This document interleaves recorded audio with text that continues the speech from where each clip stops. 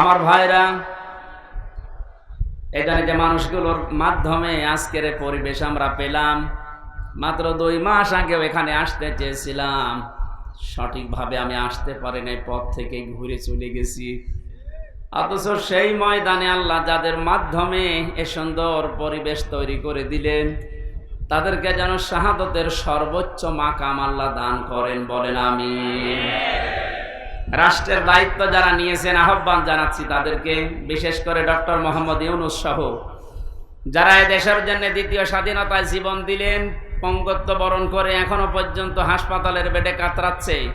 প্রত্যেক পরিবারে আমার মনে হয় কমপক্ষে রাষ্ট্রের পক্ষ থেকে এখন যেভাবেই হোক 5 লক্ষ করে টাকা পরিবারে দেওয়া দরকার। আর প্রতি পরিবারে যে কোনো একজনকে হলেও তাদের একটা কর্মসংস্থান রাষ্ট্রের পক্ষ থেকে এই মুহূর্তে করা দরকার। যদি বলেন টাকা নেই, দরবেশের টাকা নেই, কোথায় গেল? নিয়ে আসেন দরবেশের টাকা।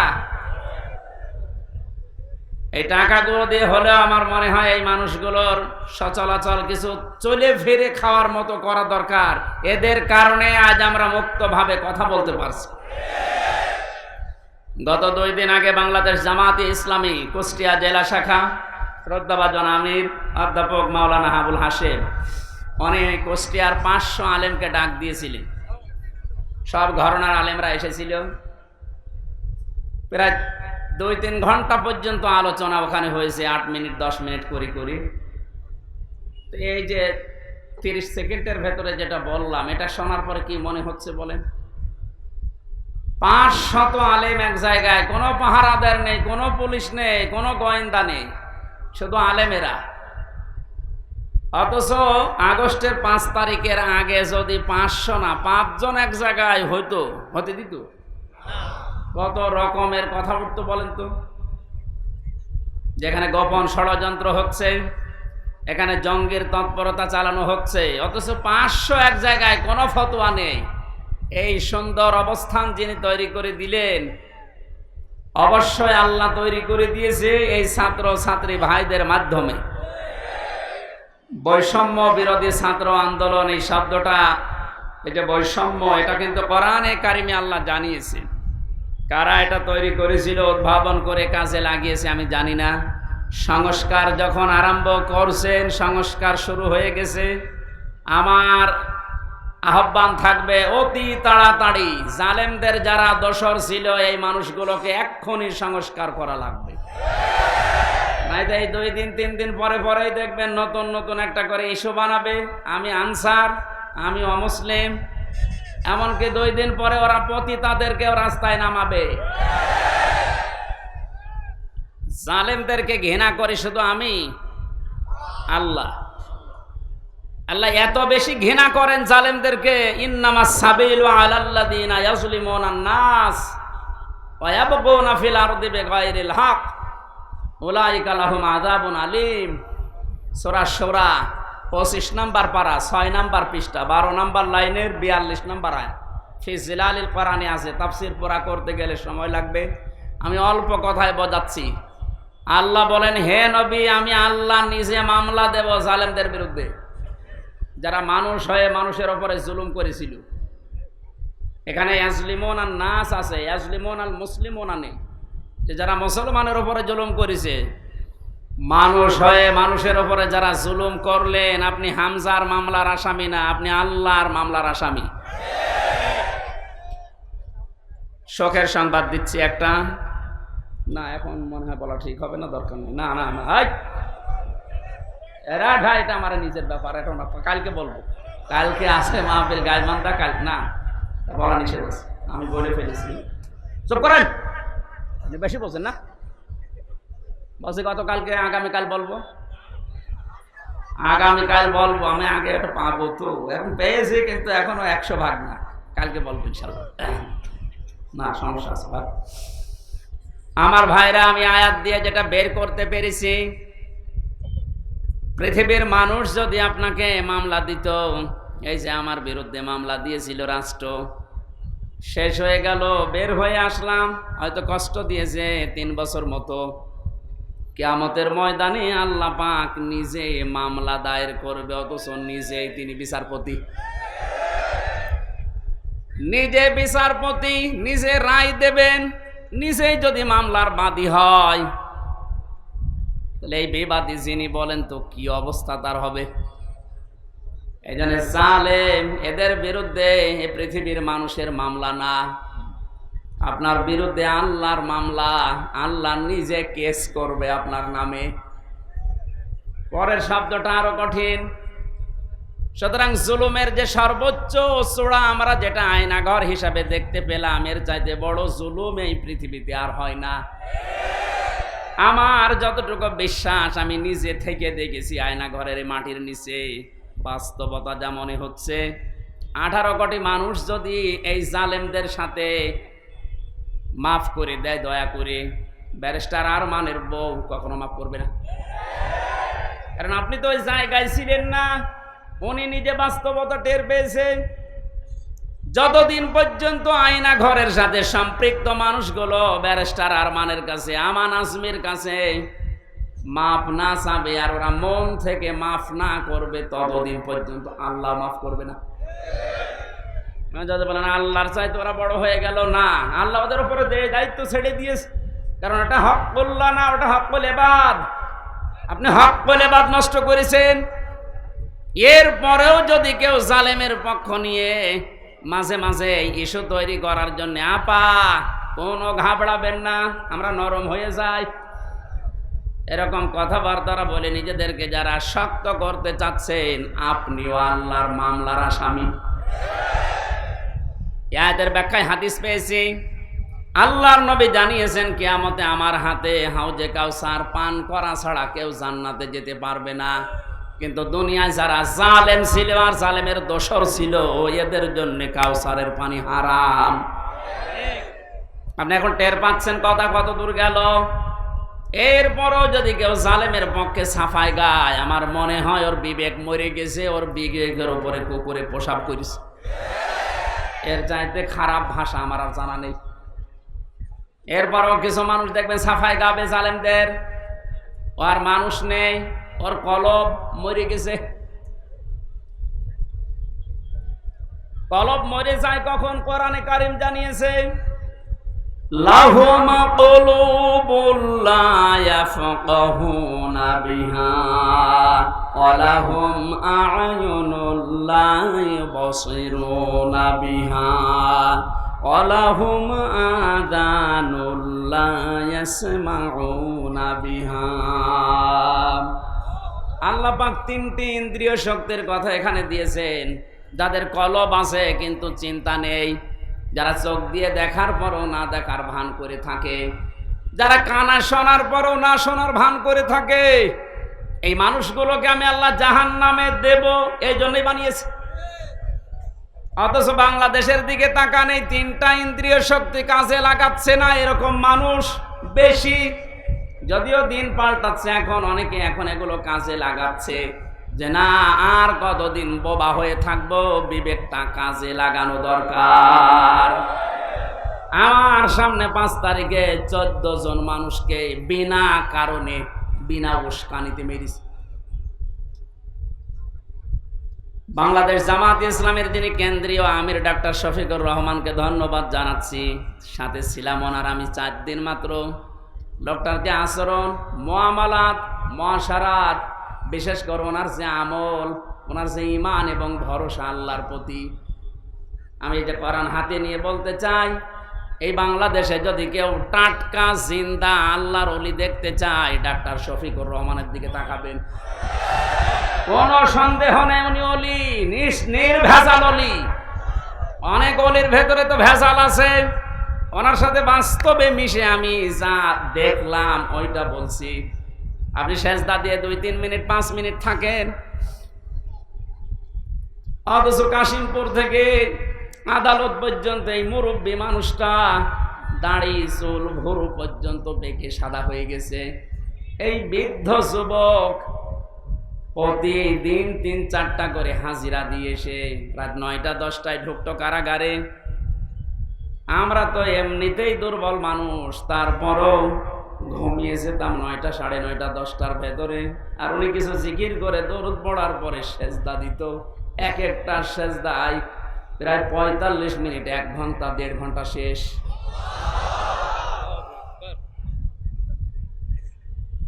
উনি এদেশের শহীদ পরিবারকে প্রত্যেককে 2 লক্ষ করে টাকা বাংলাদেশ জামাতি ইসলামীর পক্ষ থেকে দেওয়া আরম্ভ অলরেডি করেছে। রবিবারের দিন যাবে কুষ্টিয়াতে, 30 লক্ষ টাকা উনি বলেছে আপনারা এক জায়গায় করেন জেলা জামাতকে, যে আমি এগুলো যে এই পরিবারের 15 জন শহীদ দিয়ে আসবো 2 লাখ করে। এদেশের আরো তো অন্যান্য রাজনৈতিক দল আছেন, সবাই যদি আজ এগিয়ে আসতেন এবং যারা জুলুম করে টাকা পয়সাগুলো কামাই করেছে, এই টাকাগুলো যদি এখন সব ফিরিয়ে নিয়ে এসে এই মানুষগুলোকে দিতেন, স্বাধীনতার আসল সুখ পাওয়া যেত। এই জন্য আহ্বান জানাচ্ছি, ইসলামী আন্দোলন একামতে দিনের দায়িত্ব পালন করতে গিয়ে এ কঠিন পরিস্থিতিতে যারা শহীদদের পাশে দাঁড়াচ্ছে, এ মুক্তভাবে কথা বলা, মুক্তভাবে চলাফেরা করার সুযোগ যাদের মাধ্যমে আল্লাহ করে দিলেন, আপনি যদি এখন তাদের গুরুত্ব না দেন তাহলে নিয়ামতের না শুকরিয়া হবে। অথচ কোরআন জানাচ্ছে লাইন শাকারতুম লাযিদান্নাকুম, নিয়ামতের যদি শুকরিয়া আদায় করো আল্লাহ নিয়ামত বাড়িয়ে দেবে, আর যদি নিয়ামতের গুরুত্ব না দাও, না শুকরি করো, গফুরি করো, আল্লাহ এটা ছিনিয়ে নেবে, কঠিন বিপদের ভেতরে ফেলে দেবে। বলেন নাউজুবিল্লাহ। আল্লাহ আমাদেরকে হেফাজত করুন এবং একটা মানার তৌফিক দিন। বলেন আমিন। যারা জুলুম করেছেন তারা এখন কোন পর্যায়ে আছেন আপনি টের পেলেন? তারা হামজার মামলার আসামি না, ওরা সরাসরি আল্লাহর কেসের মামলার আসামি। 2 নাম্বার শব্দটা তো আরো মারাত্মক।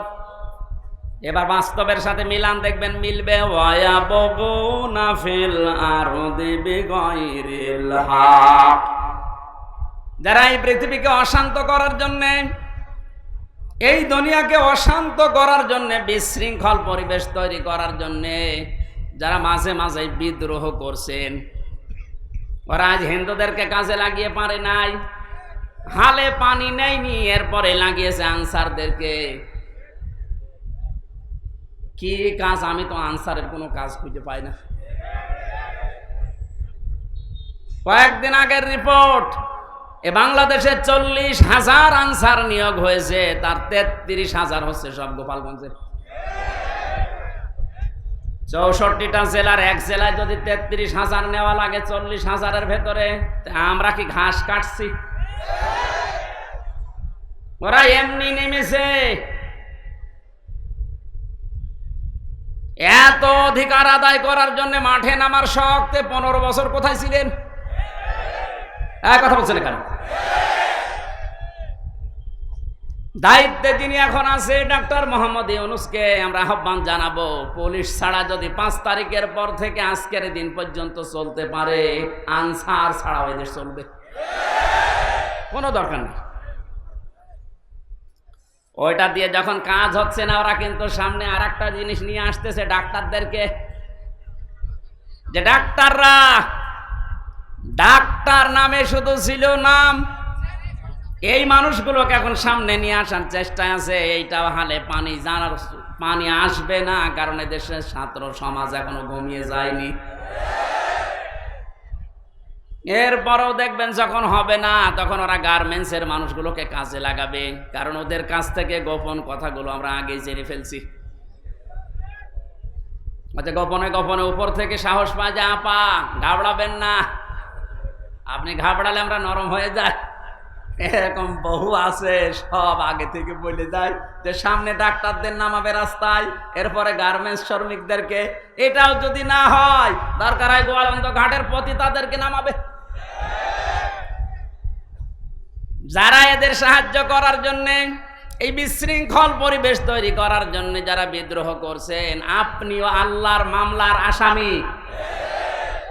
এটা তো আমি বানালাম।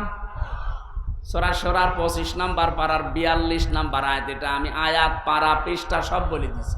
এরপরও কারো অবিশ্বাস হলে আপনি কোরআন শরীফ নিয়ে তাফসীর এখানে নিয়ে আসে, আমি দেখিয়ে দিচ্ছি। আপনি নিজেও পড়াশোনা করবেন না, আবার হামজা বলবে আপনি মানবেনও না। আপনি কি হয়েছেন কি? এখন কি 5 তারিখের আগে বাংলাদেশ এখন আছে? এখন 29 তারিখ, আপনি টের পাচ্ছেন? আবেগে লাফাবেন না।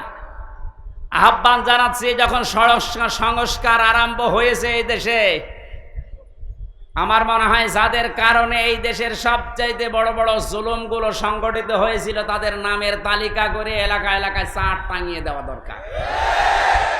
চার দোকান থেকে শুরু করে সব জায়গায় ওদের নামের তালিকা টাঙিয়ে দিন। ভবিষ্যতে কোনো জালেম যেন এই দেশে আর মাথা উঁচু করে দাঁড়াতে না পারে, কারণ ওরা আসবে আবার ফিরে।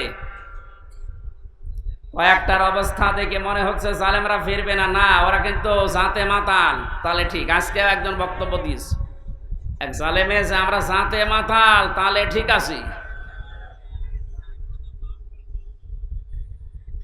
এই জন্য জয়পুরহাট এবং নওগাঁবাসী আপনাদেরকে আমি আহ্বান জানাচ্ছি, আমি রাজনৈতিকভাবে একটা দলের সাপোর্ট করি, ভালোবাসি, সাহায্য করি, কিন্তু এখানে কথা বলার জন্য আমি রাজনৈতিক পরিচয় নিয়ে আসিনি, আমি দাওয়াত নিয়ে এসেছি। কোরআনে কারিমের সঠিকটা আমি তুলে ধরবো, আপনাকে মেনে নেওয়া লাগবে। আর যদি বলেন না ভুল হচ্ছে, তাহলে আপনি নিয়ে এসে বসিয়ে রাখবেন, রাখেন। তো সঠিক যদি বলি ওইটা মানা লাগবে। এই যে বৈষম্য, কোরআনে কারিমে আল্লাহ কোনো বৈষম্য রাখেননি, রেখেছেন যে সকালে এক কথা বললেন, বিকালে আবার এক কথা, এরকম কথা কোরআনে আছে? নেই। যে কোথায় পেলেন? নেই, কোথায় আছে? সূরা নেসা 5 নম্বর পারার 10 নম্বর পৃষ্ঠার 3 নম্বর লাইনের 82 নম্বর আয়াত। আফালা ইয়াতাদাব্বারুনাল কুরআন ওয়ালাউ কানা মিন ইনদি গায়রিল্লাহি লাওয়াজাদু ফীহি ইখতিলাফান কাসীরা। আল্লাহ পাক বলেন, কি হয়েছে তোদের? কেন আমার কোরআন নিয়ে চিন্তা ভাবনা করিস না? আমি আল্লাহ কোরআনে যত বক্তব্য দিয়েছি, পারস্পরিক বিরোধী কোনো বক্তব্য কোরআনে কারিমে নেই। এটা যে আমি আল্লাহর কালাম, এটা তার 1 নাম্বার পরিচয়। জোরে বলেন সুবহানাল্লাহ। বৈষম্য বিরোধী ছাত্র আন্দোলনে যারা নেতৃত্ব দিয়েছে, আমি 500-র উপরে নাম পেয়েছি। যতগুলো মানুষের কথা শুনছি, প্রত্যেকেই চায় যে বৈষম্য যা আছে সব যেন দূর হয়ে যায়। কথা বলেন না কেন? ওরা কোরআনে কারিমের এই আয়াতটা, এর বাংলা অর্থও যদি জেনে থাকে, কালকে যে গণজনের বক্তব্য শুনেছি, ওরা চায় এই দেশে কোনো বিষয়ে যেন বৈষম্য আর না থাকে। আমরাও এইটাই চাই। কোরআন ও কারিমে আল্লাহ এইটাই দিয়েছেন। দূর হওয়া যখন আরম্ভ হয়েছে, যাদের দ্বারা বদনাম হয়ে গেল এ দেশটার, যাদের দ্বারা প্রশাসনের বদনাম হয়ে গেল, যাদের দ্বারা বিচার ব্যবস্থার বদনাম হয়ে গেল, একটাকেও যেন ছাড় দেওয়া না হয়। কারণ জালেমকে ছাড় দেওয়া মানে মাজলুমের উপরে জুলুম করা। রিমান্ডে যারা আল্লাহর পর্যন্ত ভুল ধরেছিল দেখেছিলাম, অথচ নামে মুসলমান। বিচার ব্যবস্থায় যারা উল্টা পাল্টা ইসলামের নামে বক্তব্য দিত, ওই চেয়ারে বসে বসে আমার সামনে একটাকে ধরেছে 20, ওনাকে কাঠ গড়ায় দাঁড়িয়েও বলছে যে মারবেন, মারেন, তাই বলে আমার 20 খেয়ে নেবেন।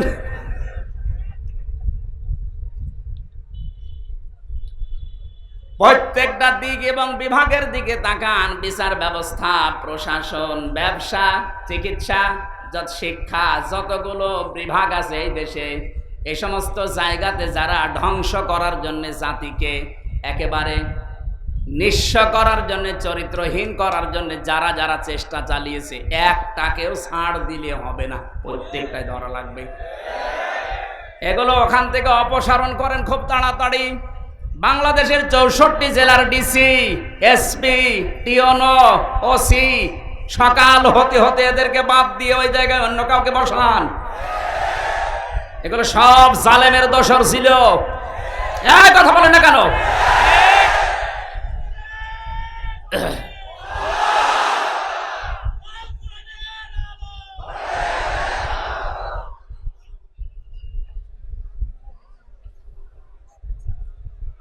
নওগাঁবাসী, আমি যে কথা বলার জন্য পর্যন্ত এসেছিলাম, শহীদদের ব্যাপারে কেউ যেন মুখ খুলবেন না, উল্টা পাল্টা ধারণাও করবেন না।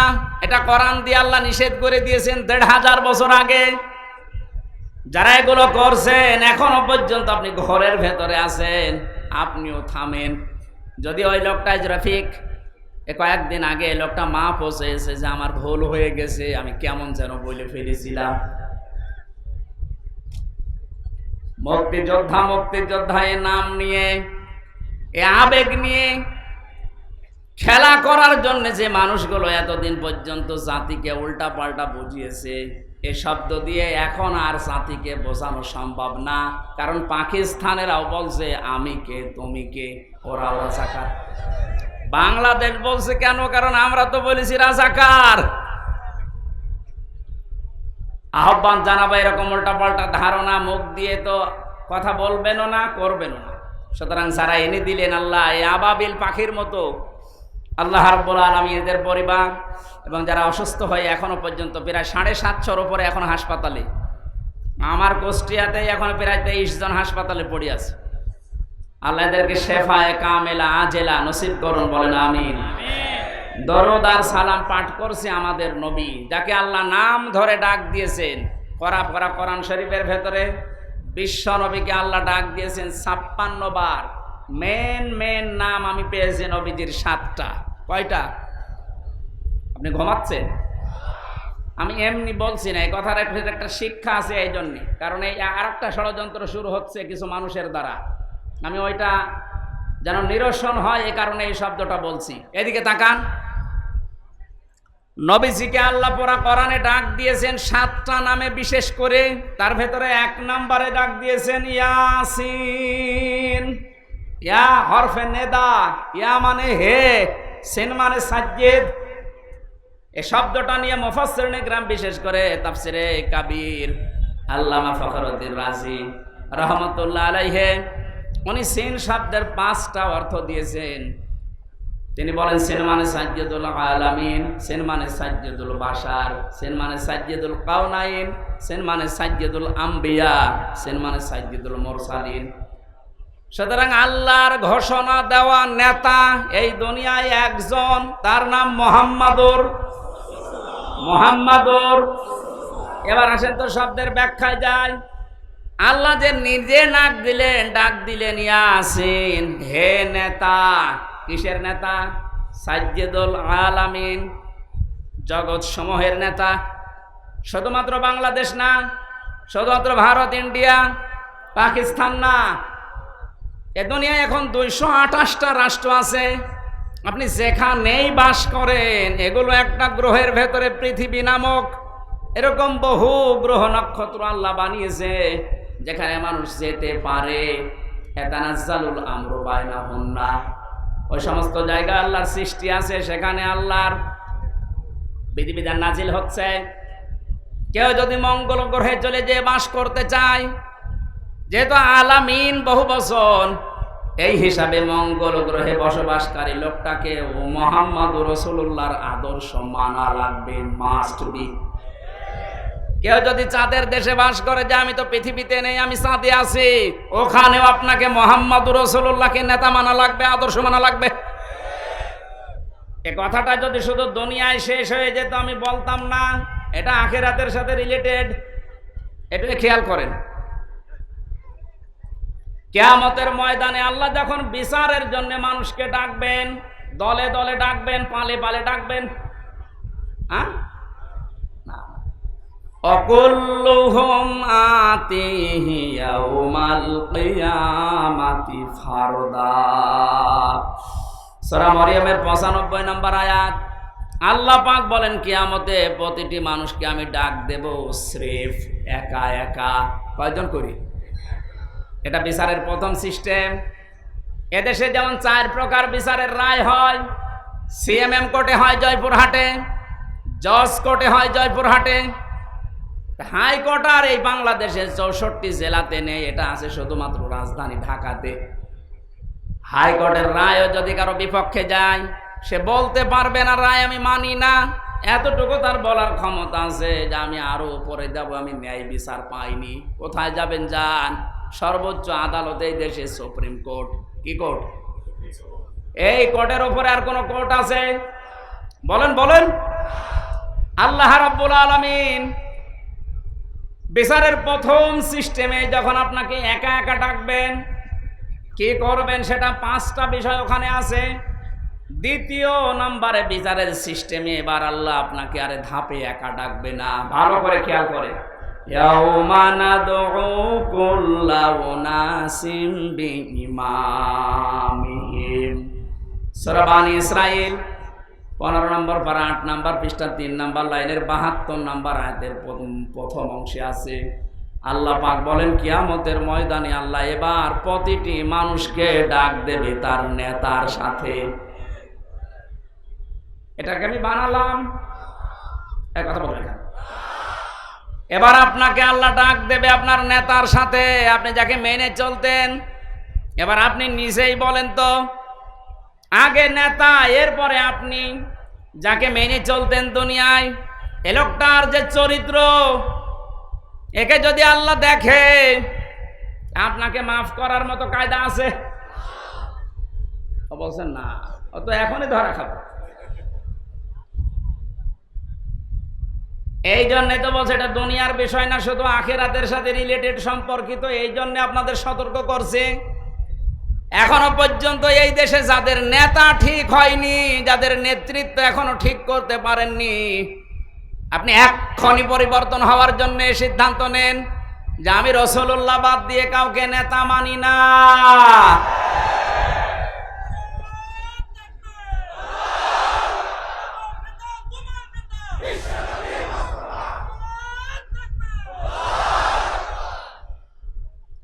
এখন যদি বলেন রাসূলুল্লাহ তো নেই, তাহলে নেতা কি আর মানবো না? না।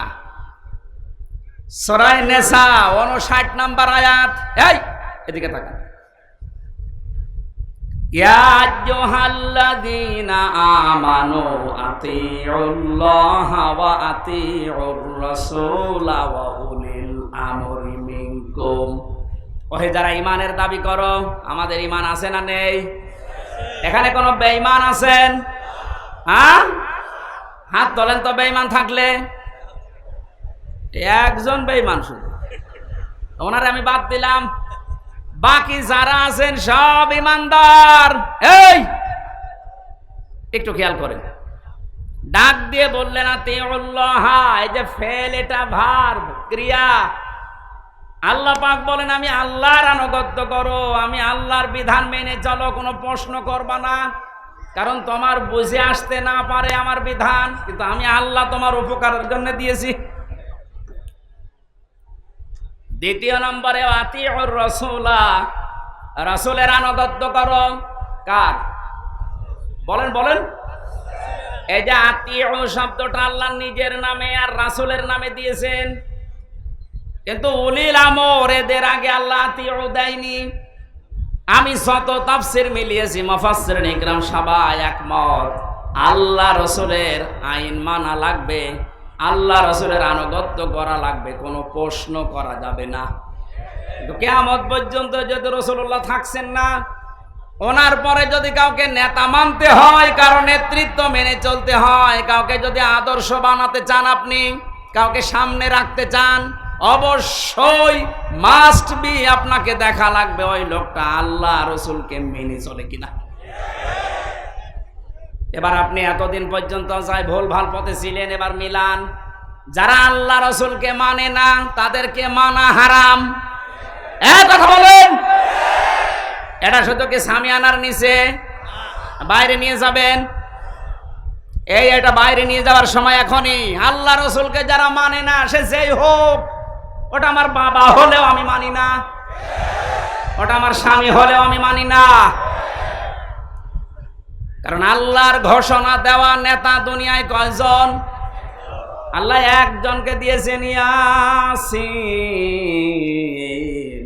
হে নেতা। এটা কিন্তু নামাজের মতো ফরজ। নামাজ পড়া যেমন ফরজ, রাসূলুল্লাহর নেতৃত্ব মেনে নেওয়া কি? এটা দুনিয়ায় কেউ যদি রাজনীতি মনে করে মুখ ফিরিয়ে চলে যায়, কি হবে বলেন এবার তাদের? আমি যেটা হবে সেইটা শোনাচ্ছি। যারা কোরআনের কিছু মানে, নামাজ, রোজা, হজ, যাকাত মেনে নিয়েছে, কিন্তু কোরআনে কারিমে আল্লাহ জিহাদের কথা দিয়েছেন, ওটা মানে না, জঙ্গি বলে তাড়িয়ে দেয়। দিন কায়েমের কথা বলেছে ওইটা মানে না, রাজনীতি মনে করে ফেলে দেয়। এ মানুষগুলোর জন্য কি হবে তারা তাকান। সূরা বাকারা 85 নম্বর আয়াত, আফাতুমিনুনা বিবাদিল কিতাবি ওয়া তাকফুরুনা বিবাদ ফামা জাযাউ মান ইয়াফআলু যালিকা মিনকুম ইল্লা খিজিয়ুন ফিল হায়াতিদ দুনিয়া ওয়া ইয়াউমাল কিয়ামাতি ইউরাদ্দুনা ইলা আশাদ্দিল আযাব ইলা আখির আয়াত। আল্লাহ পাক বলেন আমার কোরআনের কিছু নিয়ম নীতি মানবা আর কিছু নিয়ম নীতি মানবা না, উল্টাপাল্টা ধারণা করবা, অবিশ্বাস করবা। তোমাদের জন্য দুনিয়ার জীবনে লাঞ্ছনা, গঞ্জনা, অপমান, জেল জুলুম এগুলো আমি দিয়ে কিন্তু ভরে দেব। এই জন্য আজ যারা কোরআনের কিছু মানছেন কিছু মানছেন না, তাদের জন্য দুনিয়ার জীবনে অপমান অপেক্ষা করছে, আর মরণের পরে আল্লাহ কঠিন আযাবের দিকে তাদের নিয়ে যাবে। দ্বিতীয় নম্বরে, আজ হাজারো মানুষকে আমরা এই কোরআনের চোখ লাগিয়ে দেখতে পাচ্ছি, ওরা আল্লাহ রসুলের বেলায় প্রশ্ন তোলে না, কিন্তু উলিল আমরের বেলায় এসে আর ঠিকঠাক থাকে না। আরে ভাই, এইটাও তো ফরজ। হযরত ওমর একবার চিঠি পাঠিয়েছিলেন বিবাহ অনুষ্ঠানে। সাদ ইবনে আব্দুল্লাহ রাদিয়াল্লাহু তাআলা আনহু বিবাহ অনুষ্ঠানে তিনি কবুল বললেন, মিষ্টি দেওয়া হয়ে গেছে, বিশেষ করে খেজুর দেওয়া। হঠাৎ করে এক কাছের দূত এসে চিঠিটা হযরতে সাদ ইবনে আব্দুল্লাহর হাতে দিলেন। চিঠিটা পড়ার পরে দেখলেন পাঠিয়েছে হযরত ওমর। উনি পড়ার পরে বললেন, মুরব্বীরা, এখন আমার বাসর ঘরে যাওয়ার কথা ছিল, কিন্তু যিনি পাঠিয়েছেন উনি হচ্ছে আমার খলিফা, আমার আমির। আল্লাহ রসুলকে মেনে চলা যেমন ফরজ, এ আমিরকেও মেনে চলা ঠিক ওই রকম ফরজ। কারণ যতক্ষণ পর্যন্ত আমির আল্লাহ রসুলকে মেনে চলে ততক্ষণ তাকে মেনে চলা ফরজ। হযরত ওমর যেহেতু আল্লাহ রসুলকে মেনে চলে, এই জন্য তাকে এখন মেনে চলা কোরআনের এই আয়াত অনুযায়ী কি। আমি আর যাব না এখন বাসর ঘরে, আমি চললাম। স্ত্রীর কাছে বিদায় নিয়ে তিনি ছুটেছিলেন। এখান থেকে যে মাসলাটা পেলেন, আল্লাহ রসুলকে যারা মেনে চলবে তাদের মানা নামাজের মতো ফরজ, আল্লাহ রসুলকে যারা মানে না তাদেরকে মেনে নেওয়া নামাজ না পড়ার মতো হারাম। এরপরও যদি কেউ না বোঝার ভান করে থাকেন, এদিকে আসেন। আশা করছি আপনি বুঝেছেন। এখন সব শব্দের অর্থ করতে গেলে সময় হবে না। আমি এক কথা এটা বোঝালাম যে আল্লাহ পাকের ঘোষণা দেওয়া নেতা দুনিয়ায় একজন, তিনি আমাদের নবী মুহাম্মদুর রাসূলুল্লাহ। সূরা শুরার 35 নাম্বার একটা মাত্র আয়াত পড়েছি, 53টা আয়াত দিয়েছেন আল্লাহ। আমার যতটুকু ধারণা, কোরআনের এই আয়াতে আল্লাহ যত কথা আমাদেরকে জানাতে চেয়েছেন, পৃথিবীর এই জমিনটা নিয়ে আল্লাহ একটা তথ্য দিয়েছেন যে দুনিয়ার জীবনটা আসলে কি। এর পরবর্তী শব্দগুলো আল্লাহ আমাদেরকে যেটা বোঝাতে চাই আমরা তাফসীরের মাধ্যমে বোঝার চেষ্টা চালাচ্ছি ইনশাআল্লাহ। আল্লাহ পাক বলেন, ফামা মাতাউল হায়াতিদ দুনিয়া উতিতুম মিন শাইইন ফামাতাউল হায়াতিদ দুনিয়া। নওগাঁবাসী, আল্লাহ বলেন, বস্তুত পৃথিবীতে কিছু ভোগের সামগ্রী আমি আল্লাহ পার্থিব জীবনে তোমাদেরকে দিয়ে রেখেছি। আমা উতিতু আমা ইনদাল্লাহি খায়রু ওয়া আবকা, আমি আল্লাহর কাছে আছে স্থায়ী এবং উত্তম জিনিস। কাদের জন্য এটা স্থায়ী আর উত্তম হবে? লিল্লাযিনা আমানু, যারা ঈমান আনে, ওয়া আলা রাব্বিহিম ইয়াতাওয়াক্কালুন, এবং যারা ভরসা করে তাদের রবের প্রতি। জোরে বলে সুবহানাল্লাহ। এবার আমরা একটা ব্যাখ্যার দিকে যাচ্ছি তাফসীর আকারে। পৃথিবীর জমিনটাকে আল্লাহ বুঝিয়েছেন এটা ভোগের একটা জায়গা, একটা সামগ্রী। এই বস্তুটা আল্লাহ দুনিয়াতে মানুষকে দিয়েছেন, কিন্তু পৃথিবীর মূল্য যদি আল্লাহর কাছে থাকতো, আল্লাহ এই পৃথিবীকে কাফেরদের এক ঢোক পানিও তিনি পান করতে দিতেন না। তাফসীরে ইবনে কাসিরে আমি আয়াতের ব্যাখ্যায় পড়েছি, যেই মানুষটার জীবনে যত বেশি দুনিয়াকে ছাড় দেওয়া ছেড়ে দেওয়ার অভ্যাস তৈরি হবে, আখিরাত তার কাছে তত বেশি উত্তম এবং স্থায়ী মনে হবে। আমরা যেহেতু ওই পরিমাণ ঈমান, ওই পরিমাণ তাওয়াক্কুল, ওই পরিমাণ বিশ্বাস এখনো আনতে পারি নাই, এই জন্য পৃথিবী আমাদের কাছে অনেকের বড় মনে হচ্ছে।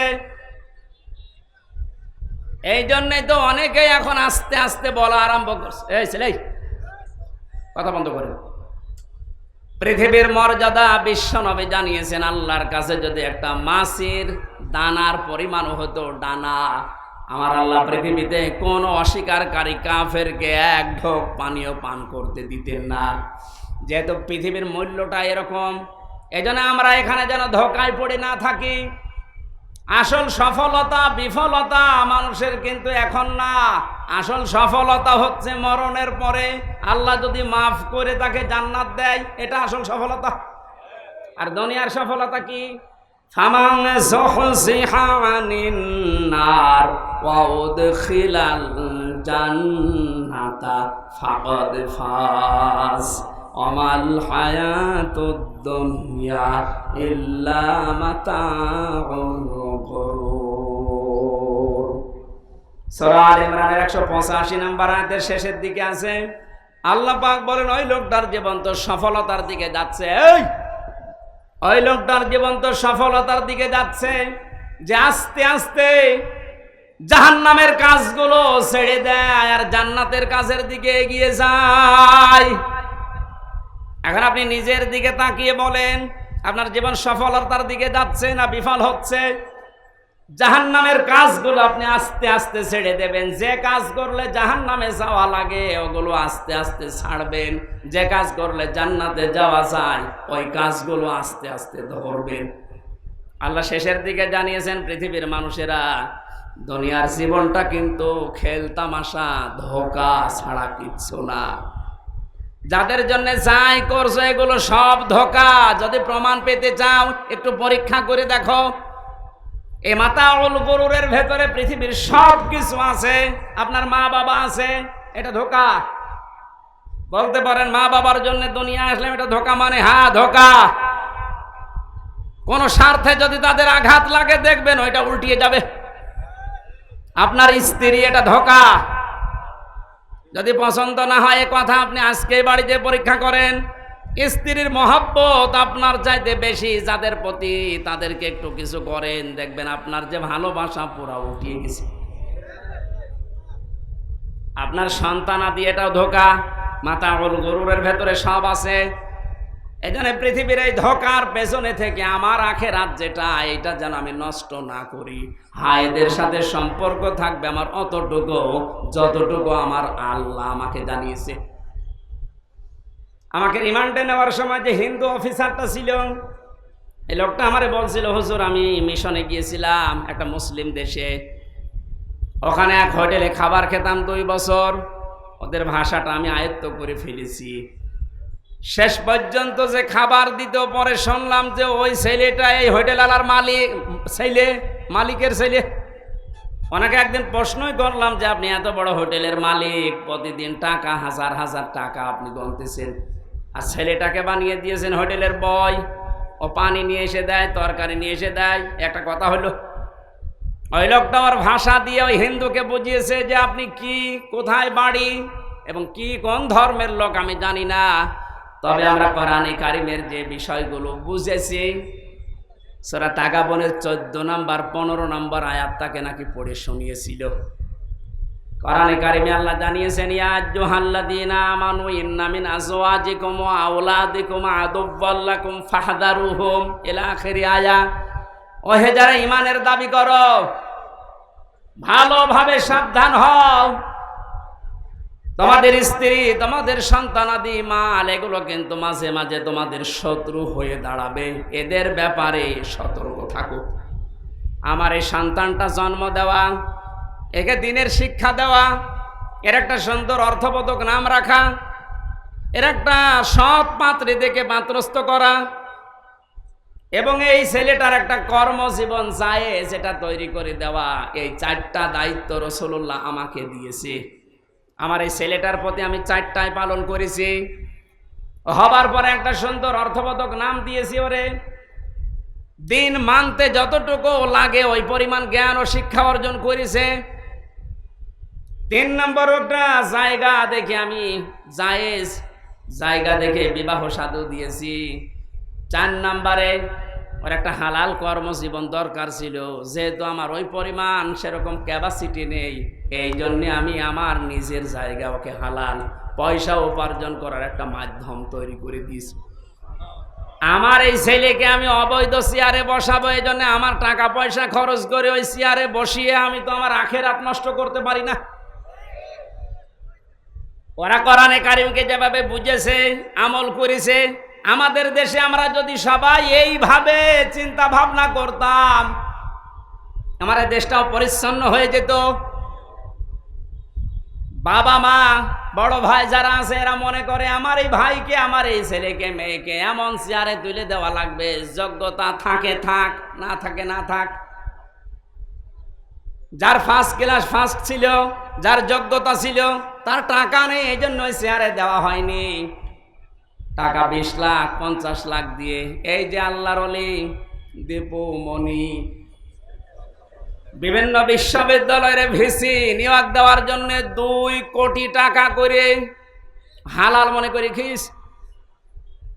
আর বিভিন্ন কলেজের মাদ্রাসার এই সমস্ত জায়গায় 20 লাখ 30 লাখ 50 লাখ করে টাকা উনি নিয়েছে। আর বাকিগুলো তো বাদ দিলাম। আমি ওনাকে নাম ধরে বললাম এই কারণে আপনি দৃশ্য দেখেন কি হইল তার এই টাকা। এখন ডিম খাচ্ছে, পচা ডিম, আর কিল ঘষি গালি গালাজ তো আছেই। এতগুলো পুলিশ বেষ্টনীতে থাকার পরও যেভাবে লাথি গোতা কিল খাচ্ছেন, বাইরে যদি আসতেন আপনাকে জনগণ পিটিয়ে মেরে ফেলত। কার জন্য কি করেছিলেন আপনি বলেন? কিচ্ছু সাথে নিতে পারছেন না। যতগুলো মামলা হত্যা আপনার নামে, এখন যদি সঠিকভাবে ইনসাফ ভিত্তিক রায় তো হবে আশা করছি। রায় যদি হয় সারা জীবন জেলের ভেতরে থাকা লাগবে, কোনো উপকারে আসবে না এই টাকা। পৃথিবীর জমিনটা ধোঁকা, আমরা জানি ধোঁকায় আবার না পড়ি। আমরা যারা আখিরাতকে গুরুত্ব দেই, সামনে আমাদের বিশাল একটা জীবন পড়ে আছে, এটা যত বেশি গুরুত্ব দেবেন আপনি দেখবেন এই পৃথিবীর জমিনটা আপনার কাছে সহজ মনে হবে। কোনো টেনশন চিন্তা আপনার ভেতরে ঠাঁই পাবে না।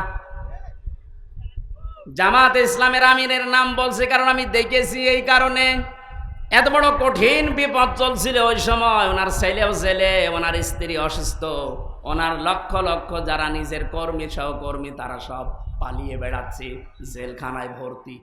এমন কঠিন মুহূর্তে কোনো টেনশন, কোনো চাপ, চিন্তার রেখা শরীরের ভেতরে, এই চেহারার ভেতরে নেই।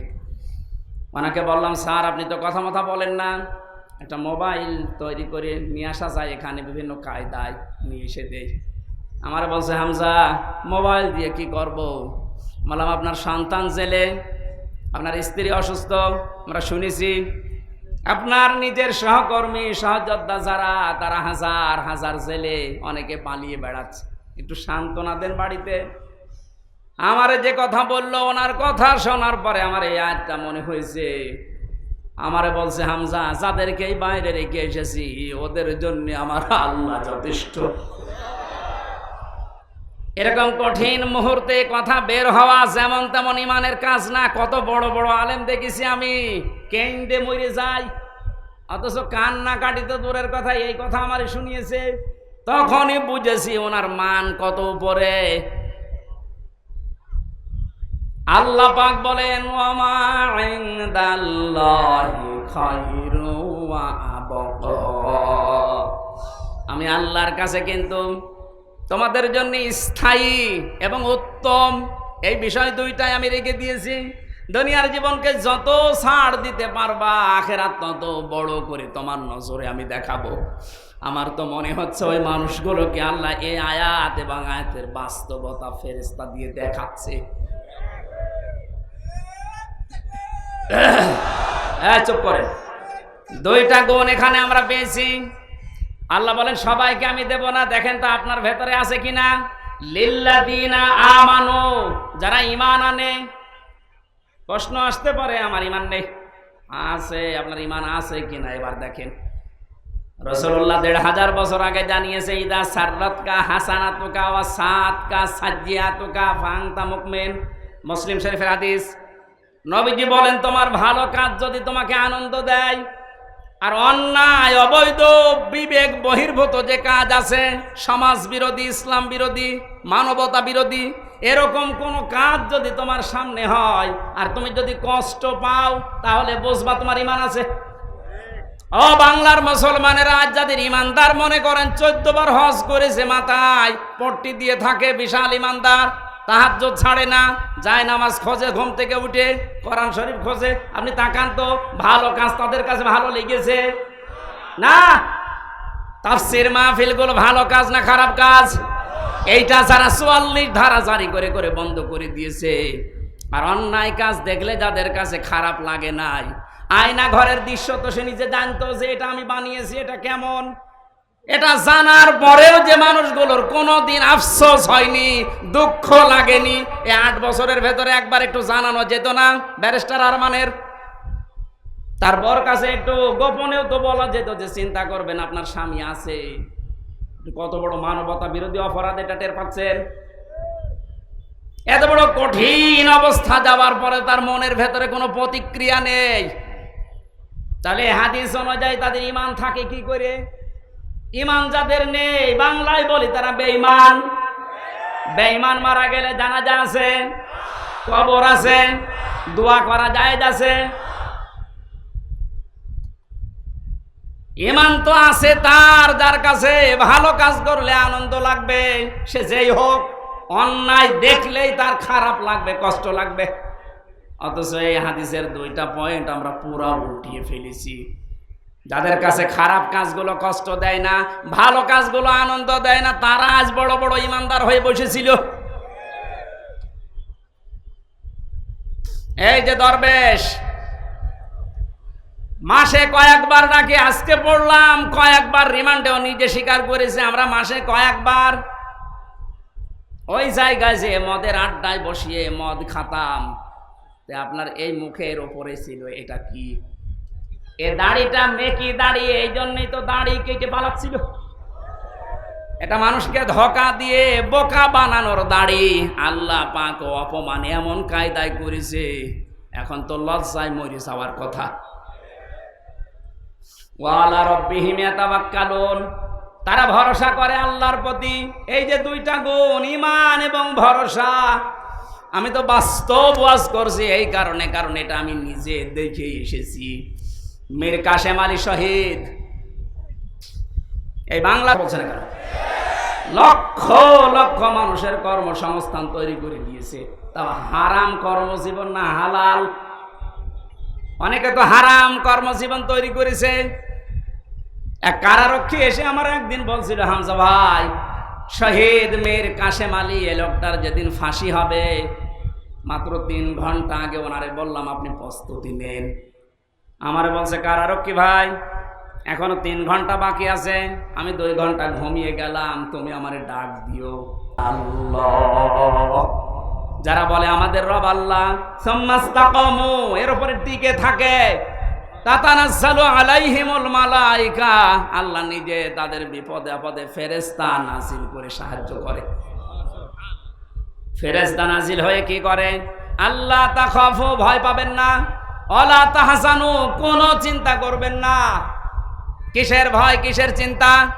আমার তো মনে হচ্ছিল শহীদ মীর কাশেম আলীর কানের কাছে ফেরেশতায় সেই কথা বলেছিল যে চিন্তা করবেন না ছেলের জন্যে, আপনার হাজার হাজার সহকর্মী আছে, কারো জন্য কোনো চিন্তা নেই, এগুলোর দায়িত্ব আল্লাহ সব নিয়ে নিয়েছে।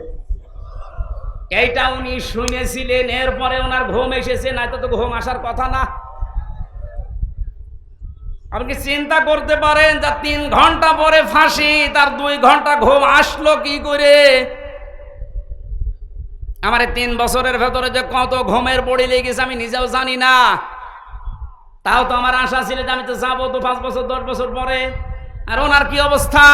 3টি ঘন্টা পরে জীবন প্রদীপ নিভে যাবে, মানুষের সামনে ওনারে মরা লাগবে, অথচ 2 ঘন্টা নিশ্চিন্তায় নির্ভাবনায় উনি ঘুমিয়েছে।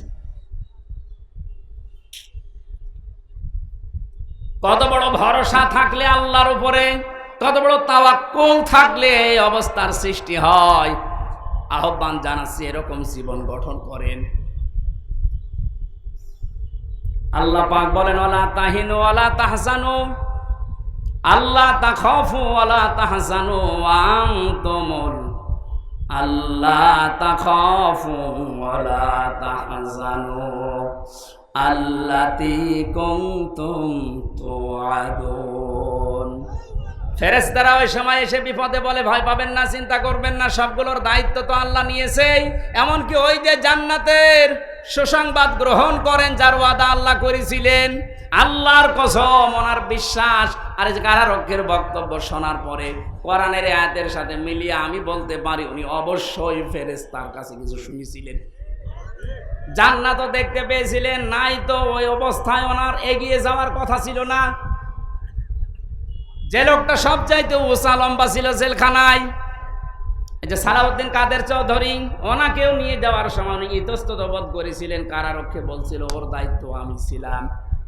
মরার জন্য তো কেউ রাজি হয় না, কিন্তু সেই কয়েকজনের নাম আমি বলছি, মানুষগুলো আগে থেকে রেডি হয়ে নতুন জামা কাপড় পরে মনে হয় রেডি যে শ্বশুর বাড়ি যাবে এখন। ওরা যদি কিছু না দেখবে, কেন এই মানুষগুলো তাড়াতাড়ি ময়দানে মঞ্চে যেতে রাজি বলেন? এজন্য দুনিয়াকে যত তুচ্ছ মনে করবেন, ছাড় দেবেন, ছেড়ে দেওয়ার চেষ্টা চালাবেন, আখেরাত আপনার কাছে আল্লাহ বড় করে দেখাবে। আপনার ইমানটা আল্লাহ মজবুত করে দেবে, ভরসা আল্লাহর প্রতি বেড়ে যাবে। এতে যে শিক্ষাটা আল্লাহ আমাদেরকে দিতে চেয়েছেন যে দুনিয়া ছাড়ো, আখেরাত ধরো, আল্লাহ আমাকে সহ যারা এসেছি মেনে চলার তৌফিক দিন, বলেন আমিন। আরো কয়েকটা কাজ আমার আল্লাহ এখানে দিচ্ছেন। আল্লাযীনা ইয়াজতানিবুনা কাবাইরাল ইসমি ওয়াল ফাওয়াহিশ ওয়া ইযা মা গাদিবু হুম ইয়াগফিরুন। এ দুনিয়ায় যারা বড় বড় কবিরা গুনাহ থেকে নিজেদেরকে বাঁচিয়ে রাখে, কবিরা গুনাহ আমি ইমাম যাহাবী রহমাতুল্লাহ আলাইহির কিতাব আমি পড়েছি 99টা। সবচাইতে বড় কবিরা গুনাহ আল্লাহর সাথে শিরিক করা, যেটা করার জন্য রাষ্ট্র ব্যবস্থা উঠে পড়ে লেগেছিল প্রতিবেশীদের কথা মতো। জাতিকে একটা মুশরিক জাতি বানানোর জন্য মোড়ে মোড়ে যা তৈরি করেছিল। আমার মনে হয় 1:30টার পরে উনি যখন উড়াল দিয়েছে, বিকাল 5টা আস্তে আস্তে দেশে আর একটা শিরক অন্তত ওনার নামে ছিল না। আমার কুষ্টিয়ায় যেটা ছিল, বিকাল 5টা আস্তে আস্তে মাটির সাথে তো মিশিয়েছে। আবার কেউ কেউ যে মুখের ওপরে ওইটা দিয়ে প্রসাব করিস, কি করলেন আপনি? এই যে কোটি কোটি টাকা খরচ করে একটা মানুষের জিকির করে একটা মানুষকে প্রতিষ্ঠা করার জন্য চেষ্টা চালালেন, কিন্তু আল্লাহ তো এটা চায় না। আল্লাহ চায় যে সব জায়গায় আল্লাহর জিকির হোক।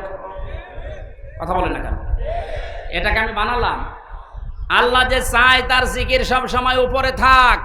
কালিমাতুল্লাহি হিয়াল উলিয়া, আল্লাহ পাক চায় যে সব জায়গায় তার নাম উপরে থাকবে।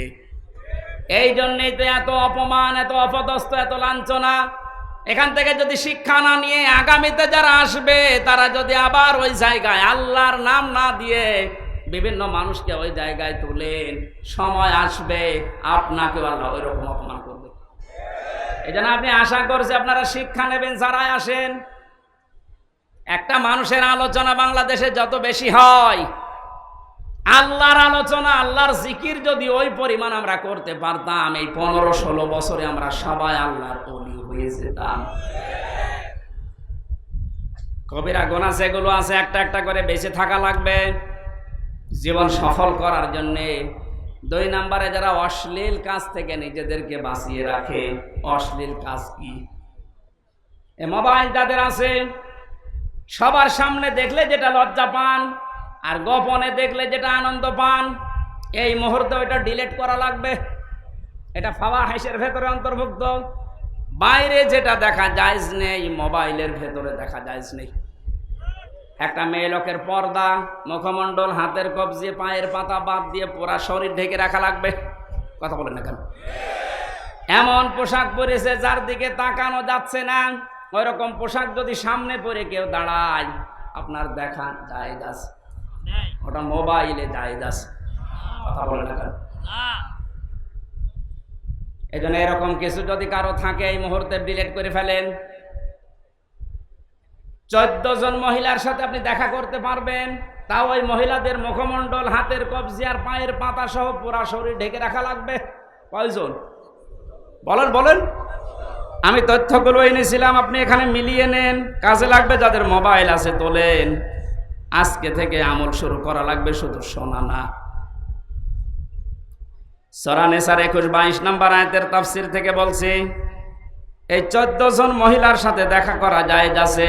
তার ভেতরে নিজের মা, এটা আপন মা, অনেকে নাম ডাকা মা আছে, হবে না। নিজের আপন মা হওয়া লাগবে, দুধ মা, খালা, ফুফু, শাশুড়ি, বোন, দুধ বোন, দাদি, নানি, নাতনি, মেয়ে, ভাইয়ের মেয়ে, বোনের মেয়ে আর পুত্রবধূ। কয়জন হইল? এই 14 জনের ভেতরে একজনের নাম বাদ গেছে, বলেন তো কে? হ্যাঁ, স্ত্রী। স্ত্রীর সামনে কোনো পর্দা নেই। আর বাকি এই যে 14 জনের নাম বললাম, এদের সামনে আপনি দেখা করতে পারবেন, কিন্তু মুখমণ্ডল, হাতের কবজি, পায়ের পাতা ঢেকে রাখা লাগবে। ওরা যদি বয়স্ক হয় তাহলে চুল ও পর্দার অন্তর্ভুক্ত, কিন্তু স্ত্রীর চুল স্বামীর কাছে পর্দার অন্তর্ভুক্ত না। কথা বুঝতেছেন? এবার যারা মা বোনেরা এসেছেন, আপনি 14 জন পুরুষের সামনে যেতে পারবেন, কিন্তু পুরুষের পর্দা হচ্ছে ইমাম আবু হানিফা রহমতুল্লাহ আলাইহির মত অনুযায়ী একটা পুরুষ নাভি থেকে হাঁটু পর্যন্ত ঢেকে রাখবে। পুরা শরীরে যদি কাপড় না থাকে তাও অসুবিধা নেই, এটা সততার। 1 নম্বরে নিজের বাবা, দুধ বাবা, মামা, চাচা, শ্বশুর, ভাই, দুধ ভাই, দাদা, নানা, নাতি, ছেলে, ভাইয়ের ছেলে, বোনের ছেলে আর মেয়ের জামাই। এর ভেতরে একজন মানুষের নাম বাদ গেছে। হ্যাঁ, স্বামী। স্বামীর সামনে স্ত্রীর কোনো পর্দা নেই, স্ত্রীর সামনে স্বামীর কোনো পর্দা নেই। মা বোন যারা এসেছেন, আশা করছে আপনি পারিবারিক জীবনে এই বিষয়টা মেনে চলবেন। এটা কিন্তু নফল না, এটা ফরজ।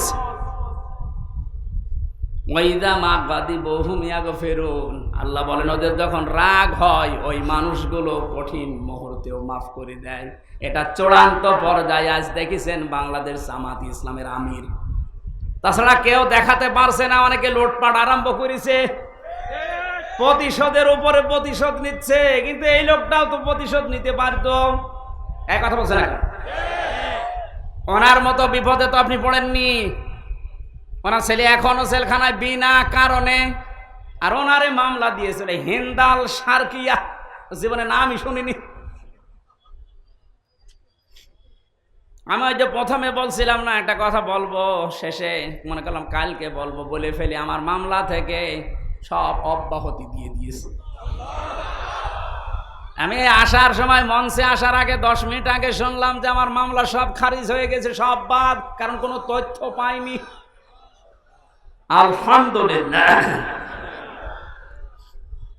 কঠিন মুহূর্ত চলছে এখন। উনি যেহেতু মাফ করার ঘোষণা দিয়েছে, সাধারণ ক্ষমা, আমরা যারা আছি আমরা এখন অত্যাচারিত হয়েছি। কোরআনে আছে, ওয়াইনা কবতুম ফাকিবু বিমিসলি মা উকিবতুম বি, যতটুকু অত্যাচারিত হয়েছিলে অতটুকু যদি করো তাহলে দোষ হবে না। তারপরও যেহেতু আমাদের অভিভাবক, আমাদের মাথার তাজ, উনি সাধারণ ক্ষমার ঘোষণা দিয়েছে, আমরাও মাফ করে দিলাম। কিন্তু আপনারা নিজেদেরকে নিজেরা মাফ করতে পারবেন না, কারণ যা করেছেন এটা তো আপনি নিজেকে নিজেরা মাফ করতে পারবেন না। আজকেও আকিস গ্রুপের মালিক আমাকে কল দিয়ে বলেছিল, আপনার এই মামলার কারণে, আপনি যেহেতু আমাদের কাছে চাকরি করতেন মসজিদের খতিব হিসাবে, আপনার মামলার আয়ুষে ছিল এই মিজানুর রহমান আর শেখ ইমরান এএসপি, ওরাই 5 তারিখের আগেও আমাদের কাছে টাকা নিয়েছে। খালি মাঝে মাঝে আসতো আর 1 লাখ 2 লাখ 5 লাখ করে টাকা নিয়ে যেত, মনে হচ্ছে টাকা ওরা আমার কাছে পায়। এই মিডিয়ার ভাইরা যারা এসেছেন, আপনাদেরকে আমি 2-1টা কথা, খুব গুরুত্বপূর্ণ কথা বলছি।